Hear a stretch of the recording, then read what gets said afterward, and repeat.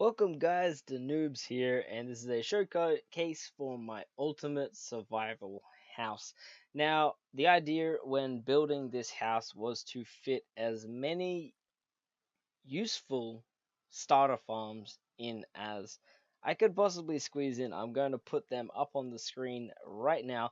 There is an AFK XP farm, armor dispenser, full enchant setup, food dispenser, chicken breeder cooker, concrete farm, micro farm, auto smelter, AFK fish farm, cactus farm, sugarcane farm, 2 high flower farm, and around 30 chests for storage, all crammed into this house right here, with the exception of the enchant setup, which is just under the floor.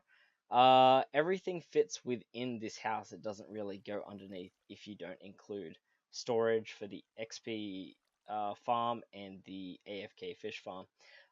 The big catch with this is you would have to get very, very lucky, and you would need a skeleton spawner within 16 blocks of your floor level. You may have to dig down a little bit if you're, a couple of blocks short, or if it's too deep, then, it's not going to happen. So you do have to get pretty lucky, unfortunately. This is why it's my ultimate. This is like my dream starter house. So let's crack on with the showcase here. Make sure I'm on the ground. Switch our game mode to game mode 0 survival, like you would be on your solo or SMP world. And here we just have a bunch of chests up front here for storage. First on our left here is our armor dispenser. So if we look here, we don't have any armor. If we hit this button here, by hitting the button, get our shield, and a couple of seconds later we get fully equipped here.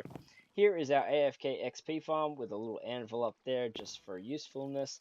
And we got a couple of little puppies in here doing all the hard work for us. These guys will take a beating, so you do need to keep them fed for the skeletons that drop with Thorn's armor. All of their drops go down here into the storage that I showed you just before. Here we have our chicken dispenser, or our food dispenser.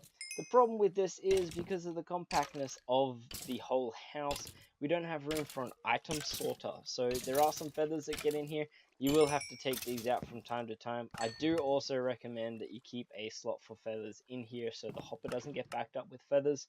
And that will give you an indicator of when you need to change it. Alternatively, you could just use this like a chest, and you could just take chicken whenever you want. Here we have a sort of AFK concrete machine, so if we change that out, and we will need to give ourselves, let's change our game mode very quickly. We need to give ourselves a pick really quick. There we go. Back to survival like this. And what we want to do is we want to put our concrete powder on our offhand. In here we have more concrete powder. So as we place a block, by holding down right and left click at the same time, like so, you'll see that the dispenser actually gives us a new block each time we place one. So we can just stand here with our inventory full or the dispenser full and just get as much concrete as we can possibly fit in our inventory. Then once we're done, we can just throw them in there. Over here we have a micro farm. What this does is it uses 3 dispensers filled with bone meal here, and we flick this lever, they just start dispensing very, very quickly. So we just hold down right click and this thing works an absolute treat. You can get a lot of potatoes very, very, very quickly, as you can see there. We'll turn that off right now. Next here we have an auto smelter. So again, if we put some potatoes in here, potatoes in there, here would be our fuel. We already have some fuel in here, so if we pop our fuel into there, it'll start filling up here. And then down here, this is our output. So every couple of seconds, we're going to get ourselves another crunchy potato. Here we just have a little bit of storage, brewing stand for funsies. Under here we have a enchanting setup with a full 30 levels worth, so you get the maximum enchants from your levels from your AFKing. And here we have an AFK fish farm. If we just aim at the gap in between these two, I love this design. It is so easy to use. I've never had a fish farm before that basically is this reliable, to say the least. This is the same Exuma and a few others are using on Hermitcraft Season 5, except without the repeaters going around for the delay. I've just got a redstone dust there. because compactness. I need everything to be as compact as possible in here. So that's the bottom floor. Let's go up here. We got a minecart elevator just here. That is the other problem with the concrete. You do get a couple that bounce through the roof from time to time. But as we look around here, we've got more storage. This would be where we put our bone meal from our skeleton farm here. This feeds our micro farm. Here we have a neat little contraption. We have one observer here looking this way, and this observer looks that way. So when you hit that, it creates a clock. This dispenser is filled with bone meal on a 2-high flour. We get infinite 2-high flours, so that's plenty of dyes for our concrete and things like that. So we can just pop these back in the chest here, and that works with all the types of 2-high flours. Next, we have our chicken breeder cooker. This basically is a little bit different to normal designs. You can see there's a few babies in there. This one will work every time an egg is put in there. It will dispense the egg, hopefully hatch a baby, but it will also then trigger the lava to turn on and off. So putting the item in there actually triggers the lava to turn on and off. What I found is with having the lava there constantly, we have a wooden house. Yeah, fires happen. So we needed to get rid of that lava really, really quickly. A little bit of redstone nonsense, and we've got that working lovely.